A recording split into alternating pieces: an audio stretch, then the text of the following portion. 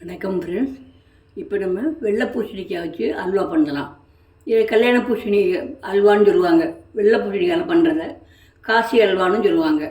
இப்போ இதை துருவிட்டு எடுத்துனாரு. இப்போது முதல்ல ஒரு ஸ்பூன் நெய் விட்டு முந்திரி பருப்பை வறுத்து எடுத்துக்கலாம்.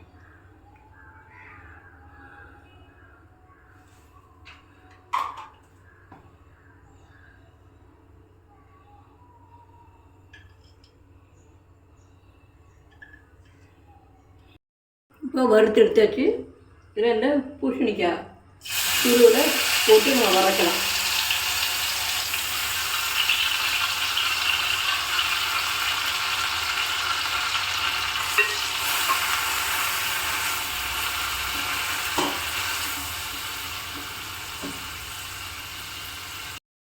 இப்போ இது துருவினப்போ தண்ணி வந்திருக்கு. அதையுமே விட்டு வேக விடலாம். அந்த தண்ணியை வீணாக்க வேண்டாம்.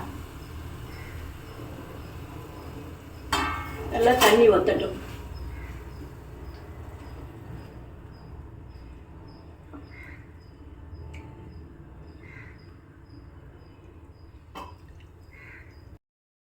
இப்போ இதில் குங்குமப்பூவில் வெந்நீர் எடுத்து வச்சுருக்கேன், அதை விடுவோம். அப்போ நல்லா கலர் கொடுக்கும்.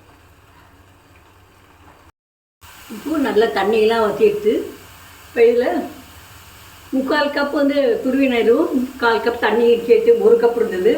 நான் 1/2 கப் நாட்டு சக்கரை போடுறேன். நீங்கள் உங்களுக்கு இனிப்பு தகுந்த மாதிரி போட்டுருங்க. இல்லை ஒயிட் சுகர் போட்டாலும் போடலாம். நான் வெள்ளை ஜீனி யூஸ் பண்ண மாட்டேன், அதனால் இதை போட்டிருக்கேன் நான்.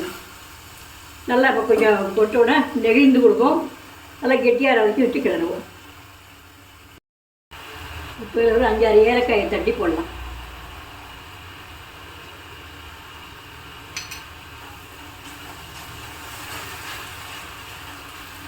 அடுப்பு அணைச்சிடலாம்.